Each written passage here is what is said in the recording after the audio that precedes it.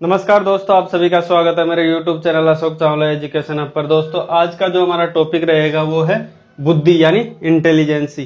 ठीक है दोस्तों, आज हम बुद्धि के बारे में विस्तार से जानेंगे कि बुद्धि होती क्या है। दोस्तों, बुद्धि का जो अर्थ है हम वो ले सकते हैं प्रभा, प्रतिभा या फिर ज्ञान या फिर समझ। इन शब्दों से हम बुद्धि का अर्थ ले सकते हैं। यानी बुद्धि प्रतिभा, प्रभा, ज्ञान और समझ के आधार मानकर हम समझ सकते हैं। बुद्धि होती है वो इन शब्दों से अपन समझ सकते हैं। जिसमें समझ होती है उनमें बुद्धि होती है, जिनमें ज्ञान होता है उनमें बुद्धि होती है, प्रतिभा या प्रभा होती है उनमें बुद्धि होती है। दोस्तों, बुद्धि का जो अर्थ है वो इस शक्ति पर निर्धारित होता है कि बुद्धि क्या है कि बुद्धि एक जन्मजात प्रक्रिया है। ये क्या है कि जन्मजात शक्ति है जो सभी को जन्म पे मिलती है। यानी एक व्यक्ति जब जन्म लेता है उसी के साथ साथ उसको क्या मिलती है? बुद्धि मिलती है। लेकिन ये बुद्धि उसकी किस प्रकार कार्य करती है, ये उसका बाहरी परिवेश उस पर निर्धारित होता है। यानी उसके बाहरी परिवेश से ये पता चलता है कि ये बुद्धि किस तरीके की है। और दोस्तों, जो ये बुद्धि है उसमें ये बताया कि बुद्धि क्या होती है। बुद्धि एक ऐसी शक्ति होती है जो कि समस्या समाधान करने में सहायक होती है। कौन सी होती है? समस्या समाधान सहायक, यानी समस्याओं का समाधान करने में सहायक होती है बुद्धि। और जैसे अपनी योग्यता या फिर अपनी उपलब्धियां है उनको प्राप्त करने, यानी अपने उपलब्धियां मान लो या अपने उद्देश्य प्राप्ति, यानी उद्देश्य की जो प्राप्ति करता है वो बुद्धि के द्वारा ही होती है। और समस्याओं का समाधान करने में जो सहायक होती है वो बुद्धि ही होती है। तो इसमें बहुत सी भिन्नता होने के बाद भी यही लास्ट में स्पष्ट होता है कि ये एक जन्मजात प्रक्रिया है। ठीक है, जो जन्म के साथ साथ सभी को मिलता है। यानी जो जैसे हमने वो पढ़े अवस्थाएं हैं, जैसे शारीरिक अवस्थाएं पढ़ी, उसमें भी देखा था कि जब बालक शिशु अवस्था में होता है, ठीक है, बच्चा जब शिशु अवस्था में होता है उसमें यह बताया गया है कि बच्चा जब शेषो अवस्था में होता है, बच्चा जब शेषो अवस्था में 90% उसी समय बालक के दिमाग का निर्माण हो जाता है। ठीक है, तो उसमें बुद्धि तो उसी समय आ जाती, शेषो अवस्था के समय ही। लेकिन ये जन्मजात होने के बाद इसमें परिवर्तन और भिन्नता इसलिए पाई जाती है क्योंकि सभी का बाहरी परिवेश अलग अलग होता है और सभी बाहरी परिवेश के अकॉर्डिंग ही अपनी बुद्धि का निर्माण करते हैं। अगर किसी को अच्छा प्रवेश मिला है तो उसकी बुद्धि का निर्माण पॉजिटिव वे में होता है, और किसी को जैसे बाहरी परिवेश अगर नकारात्मक मिला है तो उसका बुद्धि का विकास भी नकारात्मक यानी नेगेटिव में ही होगा। तो ये बाहरी परिवेश पे डिपेंड करता है कि बुद्धि का विकास किस प्रकार हुआ है। हालांकि जो जन्मजात प्रक्रिया है बुद्धि, ठीक है, ये बुद्धि जन्मजात प्रक्रिया। और दोस्तों, इसके क्या है कि 3 पक्ष बताए गए हैं। दोस्तों, हम इसके 3 पक्ष भी देख लेते हैं कि बुद्धि किन 3 पक्षों में अपना कार्य करती है। जो बुद्धि होती है वो क्रियात्मक, संरचनात्मक और कार्यात्मक।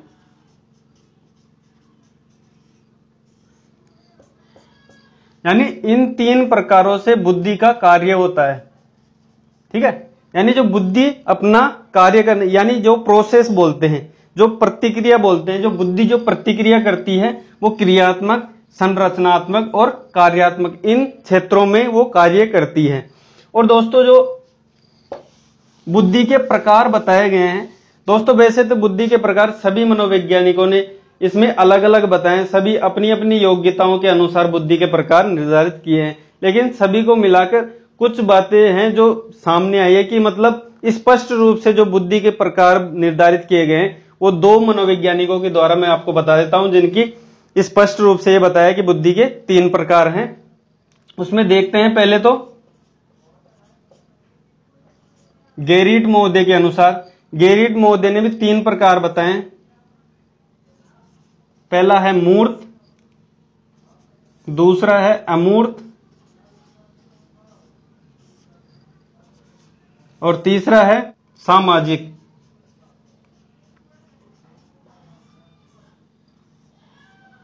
यानी ये बुद्धि के 3 प्रकार बताए उन्होंने। किसने? गेरिट महोदय ने। गेरिट महोदय ने 3 प्रकार बुद्धि को जब लास्ट में स्पष्ट किया तब इन्होंने ये 3 प्रकार सामने रखे हैं।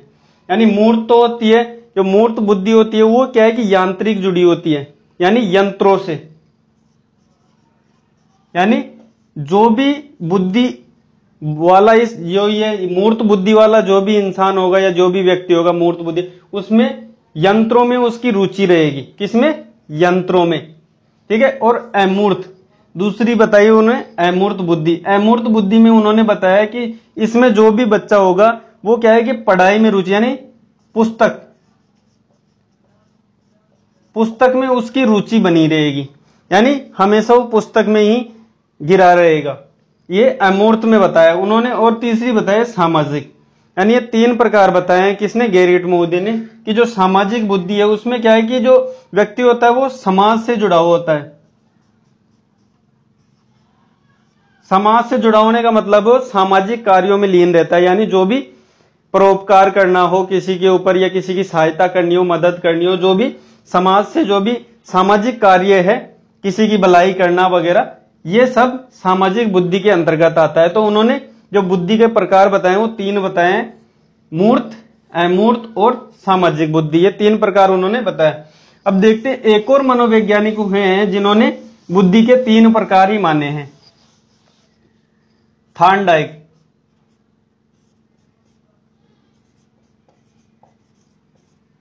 ठीक है। थॉर्नडाइक महोदय उन्होंने भी बुद्धि के 3 प्रकार ही माने हैं।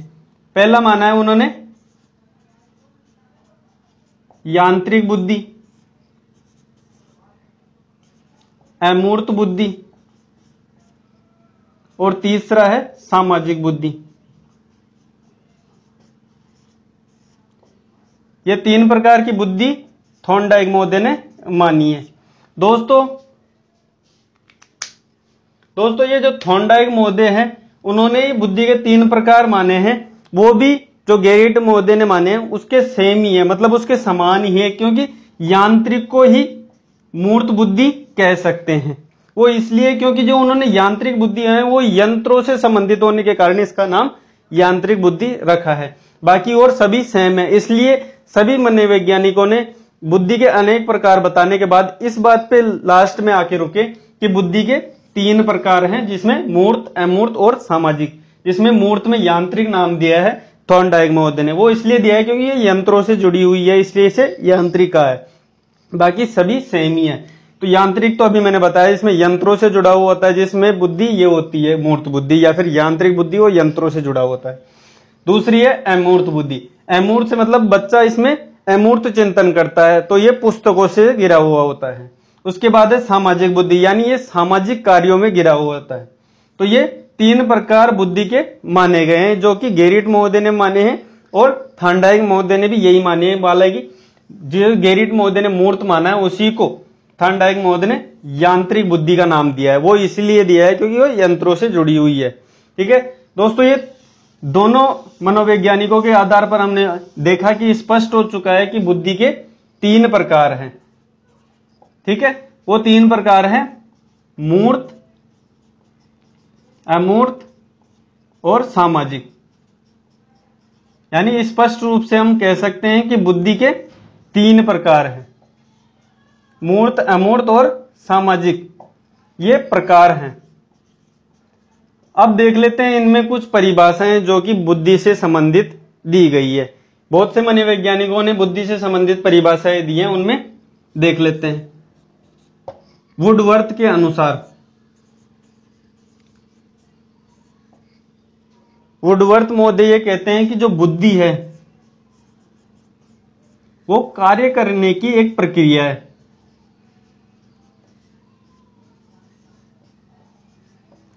कार्य करने की एक प्रक्रिया बताई है किसने? वुडवर्थ के अनुसार। जो परिभाषा, कई बार देखो एग्जाम में ये परिभाषा ही पूछी जाती है ज्यादातर कई बार होता है कि इनके प्रकारों के बारे में पूछ लेते हैं, जब मूर्त चिंतन क्या होता है या मूर्त क्या होता है, वो थोड़ी हटके बात है। लेकिन क्या है कि ज्यादातर जो एग्जामों में पूछी जाती है वो परिभाषाओं पर मुख्य ध्यान दिया जाता है, यानी ज्यादातर ध्यान दिया जाता है परिभाषाओं पर। तो वुडवर्थ के अनुसार क्या परिभाषा दी है कि बुद्धि कार्य करने की एक प्रक्रिया है, यानी जो कार्य किया जाता है वो बुद्धि के द्वारा किया जाता है, इनका यह मानना है। तो इस परिभाषा हमने देखा। अब दूसरी परिभाषा देखते हैं। वुड्रो महोदय के अनुसार बुद्धि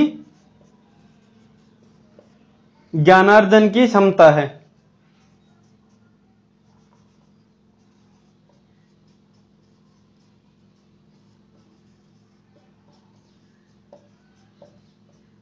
जो वुड्रो महोदय है उन्होंने ये माना है कि जो बुद्धि होती है ना वो ज्ञानार्जन की क्षमता, यानी ज्ञान अर्जन करने की क्षमता किसमें होती है? बुद्धि में। ये वुड्रो महोदय के अनुसार परिभाषा है। आगे देखते हैं तीसरी परिभाषा, थॉर्नडाइक महोदय।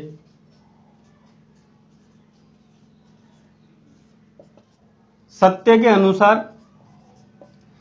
के अनुसार जो उत्तम प्रक्रिया है, उत्तम प्रक्रिया की जो शक्ति है उसे ही बुद्धि कहा जाता है।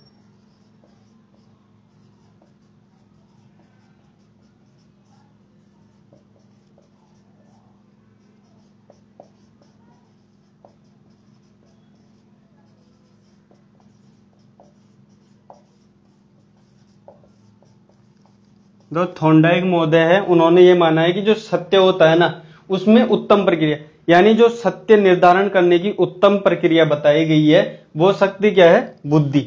तो ये थॉर्नडाइक महोदय के अनुसार परिभाषा है कि जो बुद्धि का निर्धारण होता है, जो सत्य को निर्धारित कर लेता है कि सत्य यही है, उसका जो निर्धारण कर लेता है वो है बुद्धि। तो ये थॉर्नडाइक महोदय के अनुसार है। हम एक दो परिभाषा और भी देख लेते हैं जिसके अनुसार आपको स्पष्ट हो ही जाएगा कि बुद्धि किसे कहा जाता है।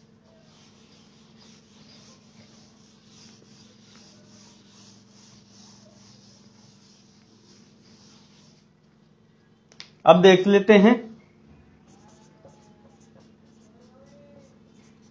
हैनमॉन महोदय हैं, उनके अनुसार जो बुद्धि होती है वो ज्ञान की क्षमता है।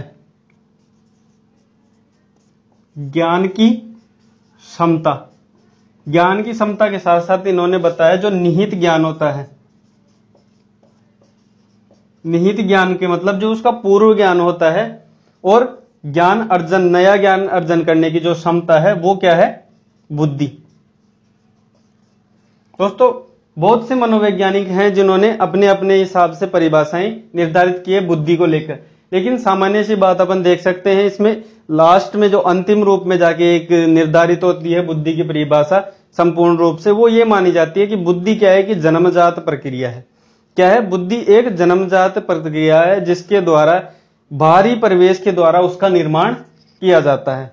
यानी बुद्धि सभी को जन्म के आधार पर मिलती है और उसका जो निर्माण कैसे होता है, मतलब पॉजिटिव में हो या नेगेटिव, ये उसका निर्धारण होता है बाहर के प्रवेश के द्वारा। और दोस्तों इसमें क्या है कि थॉर्नडाइक महोदय के साथ साथ इन्होंने कोलसनिक जो महोदय हुए हैं उन्होंने भी ये बताया कि अपना बाहरी जो वातावरण है उससे सामंजस्य करना या फिर कर सकने की जो क्षमता है वो है बुद्धि।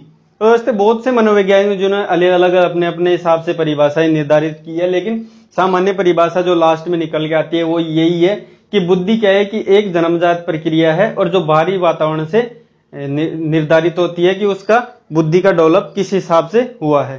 तो दोस्तों आज हमने देखा इंटेलिजेंस यानी जो बुद्धि है उसके बारे में, उसके कितने प्रकार हैं? 3 प्रकार हैं, मूर्त, अमूर्त और सामाजिक बुद्धि, जो कि गेरिट महोदय ने भी यही माना है और थॉर्नडाइक महोदय ने भी मूर्त की जगह यांत्रिक मान के इसका निर्धारित किया है। तो दोस्तों आज हमने पढ़ा बुद्धि यानी इंटेलिजेंस, उसके बारे में हमने डिटेल से जाना। अगर वीडियो आपको अच्छा लगा है तो लाइक, कमेंट और सब्सक्राइब जरूर करना और ज्यादा से ज्यादा इसको शेयर करना ताकि और भी इसका लाभ ले सके। बाकी वीडियो देखने के लिए आपका बहुत बहुत धन्यवाद।